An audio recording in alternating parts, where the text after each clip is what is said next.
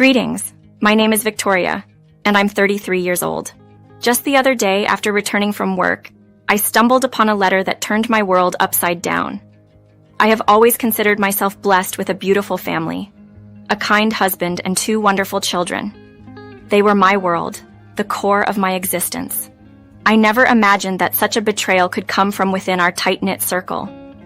My husband Arthur often expressed his love for me, calling me his soulmate and expressing gratitude for having me in his life. He would say, "Victoria, you know you're my soulmate.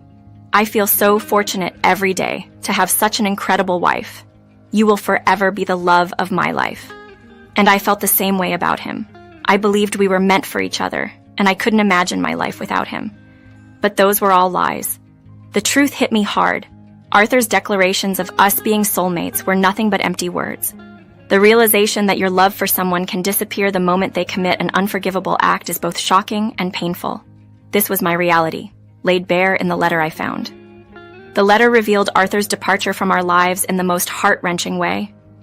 It read, "Victoria, by the time you read this, I'll be gone. I wish there were an easier way to say this. I've fallen in love with someone else. I once believed you were my soulmate, but I've found her, and it's not you. My feelings for her surpass anything we had, and I can't envision a future or a family with anyone else but her. I'm sorry, but I must follow my heart. Please do not try to contact me. My decision is final. I wish you and the children all the best, but I need to be with my true family." How could he do this to us? How do I even begin to explain this to our children? The pain was unbearable, and I found myself crying until there were no tears left. In my despair, I reached out to my mother-in-law, Amy, asking her to pick up the kids from school and keep them for a while. Without questioning me, Amy agreed, her happiness to spend time with the grandchildren masking the turmoil I was feeling. Amy, along with the rest of my in-laws, had always treated me like family. I never anticipated such a betrayal. Lost in a whirlwind of self-blame and confusion, I called Arthur's brother Walter and asked him to come over. When he arrived, he was shocked to find me in such distress. "What's happened, Victoria? Why are you in tears? Where's Arthur? Please, talk to me," he urged. Between sobs, I managed to say, "He's left us, Walter. He's gone." I was utterly lost, clueless about where Arthur could have gone. The daunting task of explaining his absence to our children weighed heavily on me. "Oh my goodness, Victoria, what are you saying? You're not making any sense," Walter exclaimed in disbelief. I managed to tell him about the letter Arthur left behind, which I discovered upon returning to a deserted home. Walter read the letter and couldn't help but express his frustration aloud, though he kept his comments to himself. Without a word, he grabbed the phone, intent on confronting Arthur, only to realize that Arthur had already blocked him. After several futile attempts to reach Arthur, including a call to his office, Walter decided it was time to involve our parents. Completely overwhelmed by the situation, I watched as Walter called Amy and Terry, my in-laws, and explained the urgency of the matter. They arrived shortly, having left the kids in the care of a neighbor they trusted deeply. The disbelief and disappointment were palpable as they read Arthur's letter. "I can't believe this. What's gotten into Arthur? How could he abandon his family like this?" They pondered aloud. Amidst their shock and anger, they tried to offer me solace. "Victoria, please don't cry. You've got to stay strong for the children. We'll do everything in our power to make him come back. He must face his responsibilities, especially towards his children," they assured me, their resolve clear. Terry was especially disheartened, struggling to comprehend how his son could execute such a heartless plan. "This is beyond comprehension. I never imagined Arthur could do something like this to you. We all thought he loved you deeply. It's clear now. He's a coward. Rather than confronting us with his feelings, he chose to flee," Terry lamented. It was then revealed that Arthur had resigned from his job months ago without anyone's knowledge, indicating he had been planning his departure for some time. This revelation was a shock to us all. We had spent the past months as if everything was normal, participating in family outings and living our daily lives without a hint of Arthur's true intentions. "This is just embarrassing. I'm mortified to call him my son. He will have to face the consequences of abandoning his family," Amy declared, her disappointment in Arthur evident. Despite their anger, They also expressed a willingness to accept the situation if Arthur truly loved someone else. If he's found love elsewhere, so be it. But abandoning his children is unforgivable. How do we even begin to explain this to them? The room fell silent, the enormity of the situation settling in. We all knew the conversation with the children would be heartbreaking, yet none of us had the words to soften the blow. The reality that Arthur had left his family behind was a painful truth we were all struggling to accept. Feeling forgotten or unloved by a parent is a deep pain I'm all too familiar with. My father left us after the divorce, saying I was nothing but a reminder of a life he wanted to leave behind. We lost touch completely. This kind of abandonment wasn't new to me. After my mom faced her struggles and couldn't look after me, I ended up navigating the world of foster care alone. The thought of my children feeling this way was unbearable. I vowed to ensure they always felt loved by at least one parent, no matter what. My sons, Billy and Joe, were just 9 years old. Despite their young age, they were remarkably perceptive and mature. After some thoughtful discussions with my in-laws, I knew it was time to face the hard truth with my boys. They sensed something was wrong the moment they stepped into the house with Walter. Gathering all my courage, I sat them down for a private conversation. I believe you both sense that something's happened, I started, struggling to find the words. I'm so sorry, my loves. This won't be easy to hear, but your father has left us. We don't know where he's gone, but he's not coming back. Their immediate response was one of disbelief. Dad just left? You can't be serious, Mom. Please say this is some sort of mistake. Why would he do this? What did we do wrong? I reassured them, you've done nothing wrong at all. He made this decision because he believes he needs to be elsewhere. I know it's hard to understand, but we have to accept it. From now on, it's going to be us three. I'm so sorry. If there was anything I could do to change this, I would. The room fell into silence.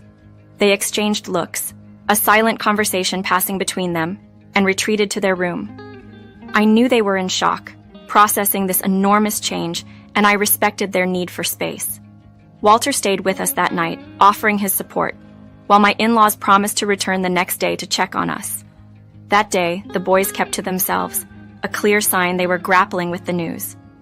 The silence in the house was a stark reminder of the new reality we were facing. Yet I remained steadfast in my commitment to ensuring my sons felt loved and supported through this unforeseen journey. The worry for my boys weighed heavily on me, sensing their struggle with the situation. Walter, seeing my distress, kindly tried to coax Billy and Joe to join us for dinner, but they declined, saying they had no appetite and preferred to be alone. Throughout this ordeal, Walter's support was immeasurable. He reached out to all of Arthur's friends, inquiring about his whereabouts, only to find out they were equally in the dark and quite upset with Arthur's actions. They promised to keep us updated if any news surfaced. By the next morning, a small glimmer of hope emerged when the kids approached me in the kitchen, enveloping me in a hug. Their words were comforting, yet tinged with hurt. Mom, don't worry. We're here with you. You are enough for us. We don't need to see his face again. We're so angry at him. He doesn't deserve your kindness. We're here for you. If he chooses to live without us, let him. We don't need him anymore. Their words, while supportive, also hinted at their deep-seated pain. He is still your dad, and I know there's love there, I reminded them gently. We do love him, Mom, but it's hard to imagine forgiving him. If we're not important to him, he's better off away from us, they replied. Their maturity and concern for me over their feelings of abandonment by their father were heartening yet heartbreaking. Reflecting on the past, it became clear that Arthur had been distancing himself from us for a while. Despite our conversations and attempts to engage him in family activities, he remained aloof, always excusing himself as being too stressed from work. I had hoped he would eventually reconnect with us, especially with the boys, believing he needed time to sort himself out. Sadly, I was mistaken. As days turned into 2 weeks with no word from Arthur, who had even gone as far as deactivating his phone, the situation became dire. We eventually reported him missing to the police, but they were at a loss on how to proceed. The idea of hiring a private investigator came up, but the financial burden was too great for us to bear, especially since I was the sole provider for our family. The children held on to a sliver of hope that their father would return, but as months passed without any sign of him, that hope slowly faded away. Together with my in-laws, we did our best to fill the void left by Arthur, ensuring the kids felt loved and supported despite the circumstances. The journey was challenging, but the strength and resilience of my family, especially my sons, showed me that even in the face of such adversity, we could find a way to move forward together. To help my children navigate their feelings and ensure they had a space to express themselves without fearing they might upset me, we started therapy sessions. Walter, seeing the toll the situation was taking on me, gently encouraged me to seek therapy as well. Recognizing my own need for support, I agreed. Despite our efforts, understanding and moving past the situation remained a struggle. 8 months later, driven by a need for closure, we renewed our efforts to locate Arthur and learned he had left with a coworker named Judy, someone who had always behaved too familiarly with him. I had previously expressed my concerns to Arthur about Judy's inappropriate behavior towards him, especially after witnessing her actions at a company event. Despite my discomfort, Arthur assured me there was nothing to worry about, claiming Judy was merely seeking guidance in her new job environment. He insisted on his fidelity and love for me, attempting to allay my fears. Unfortunately, my instincts about Judy were correct, but I hadn't imagined Arthur would leave us for her. This betrayal cut deeply, not just emotionally, but practically as well, leaving me unable to pursue a divorce or child support due to Arthur's disappearance. Consulting a lawyer only confirmed my fears. Without an address for Arthur, legal proceedings were impossible. It was evident he had vanished to dodge his responsibilities, particularly financial support for our children, which disgusted me further. Living in the same house became increasingly difficult. It was filled with painful memories, and both the children and I yearned for a fresh start. The kids, especially, expressed a desire to move closer to their grandparents.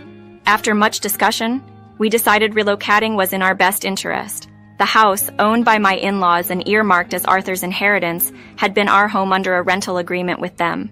Moving not only promised a new beginning, but also a chance to leave behind a place that had become a constant reminder of our loss and Arthur's betrayal.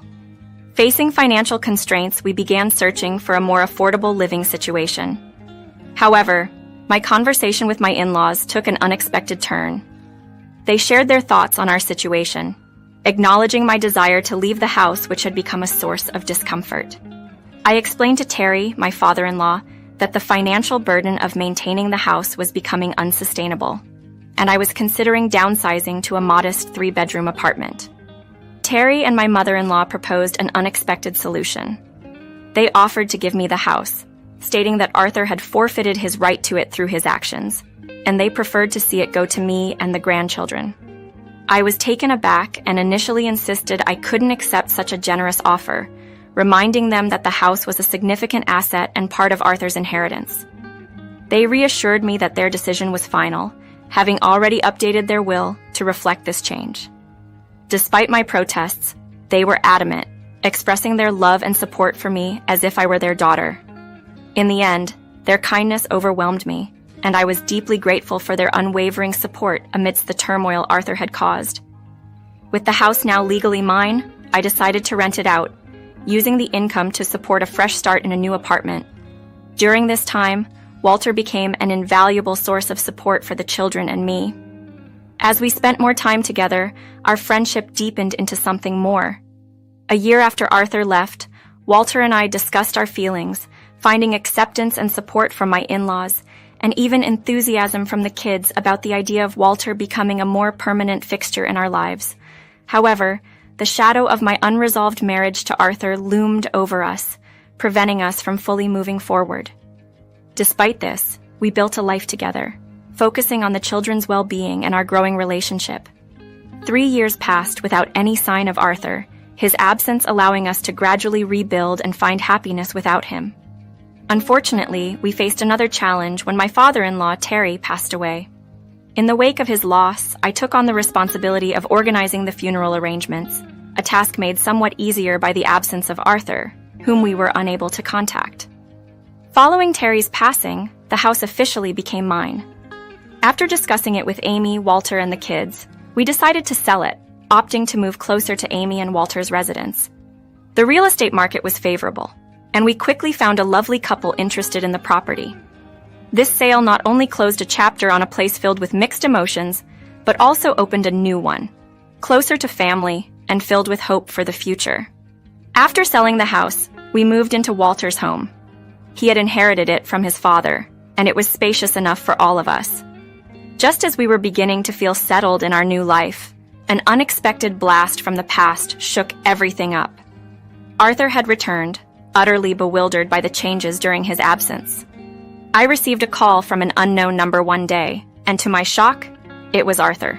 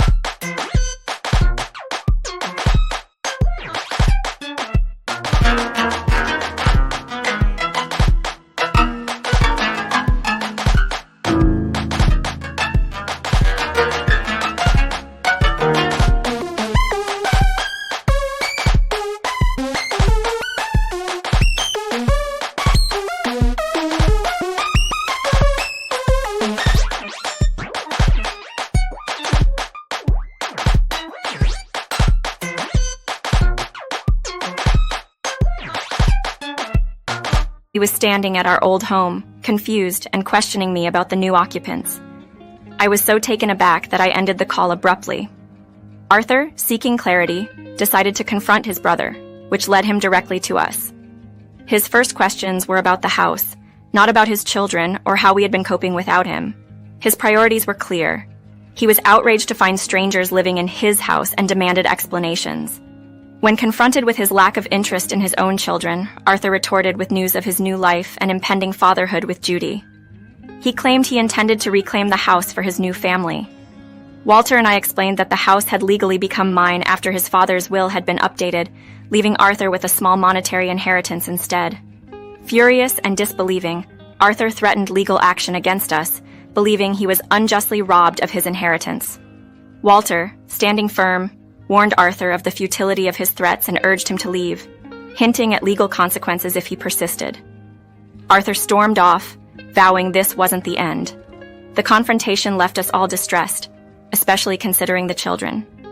We decided to break the news to them gently. Their reaction, while upset, was resolute. They didn't want someone who showed such blatant disregard for them in their lives. Shortly after, a legal notice from Arthur's lawyer arrived. Amy, who was aware of the entire situation, expressed her deep disappointment in Arthur and decided to disown him officially, declaring him no longer part of the family. Using the contact information provided by the lawyer's letter, I saw an opportunity to seek justice. I planned to sue Arthur for abandonment, initiate the divorce proceedings, and demand child support. This step was not just about financial reparation, but about holding Arthur accountable for his actions and the impact they had on our lives. It was a moment of reckoning, signaling a new chapter for us, free from the shadows of Arthur's neglect and betrayal. Deciding it was time for Arthur to face the repercussions of his decisions, I was adamant that through the legal pressures we'd apply, he'd have no choice but to acquiesce to the terms of the divorce I proposed. This included charges for child abandonment and neglect. Should he contest the inheritance, I was confident he would not only lose, but also find his finances severely depleted by legal expenses. Walter stood by me, offering unwavering support and assistance in securing a competent attorney. Our goal was clear. Arthur would be held accountable for the turmoil he'd caused me and our children. Post-divorce, we planned to establish a stable and permanent home environment. a stark contrast to the transient and troubled one Arthur had left in his wake. True to his promise, Walter found a skilled lawyer, and I proceeded with the divorce, aiming to secure what was rightfully ours. The children, bravely voicing their experiences, made a profound impact in court, leaving the judge visibly disturbed by Arthur's neglect. Arthur, appearing with his partner, found himself defenseless against the allegations. Additionally, I pursued a lawsuit.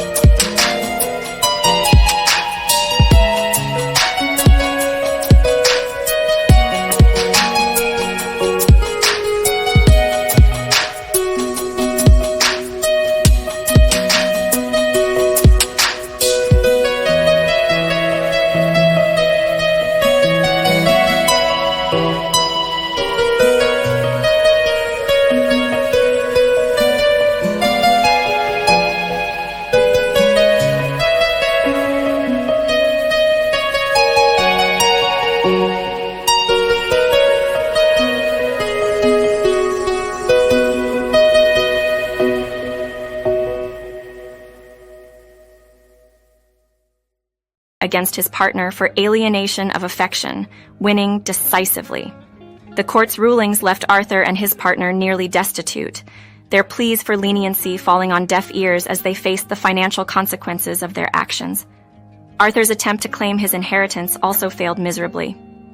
Terry had wisely left a portion of the money to Arthur in his will, but his baseless entitlements were dismissed, subjecting him to further ridicule in court. Faced with substantial child support dues, Arthur was compelled to relinquish any funds he had been awarded. After much deliberation, the twins chose to request Arthur relinquish his parental rights, a decision he initially hesitated over but eventually accepted, recognizing their desire to sever ties. This relinquishment absolved him of child support obligations, but I strategically allocated the settlement to establish college funds for the twins. Amidst these legal victories, Walter proposed, marking a joyful commencement to our new life together post-divorce. Arthur's response to our happiness was predictably bitter, but we remained undeterred, attributing the fallout to his actions. His subsequent pleas for financial help, prompted by his deteriorating situation with his partner, were ignored. Ultimately, Arthur and his partner faced the natural outcomes of their choices. In contrast, I embraced a brighter future with Walter, who had shown himself to be a far superior partner and father figure than Arthur could ever aspire to be. Our new beginning was not just a departure from the past, but a celebration of renewed hope and unconditional support.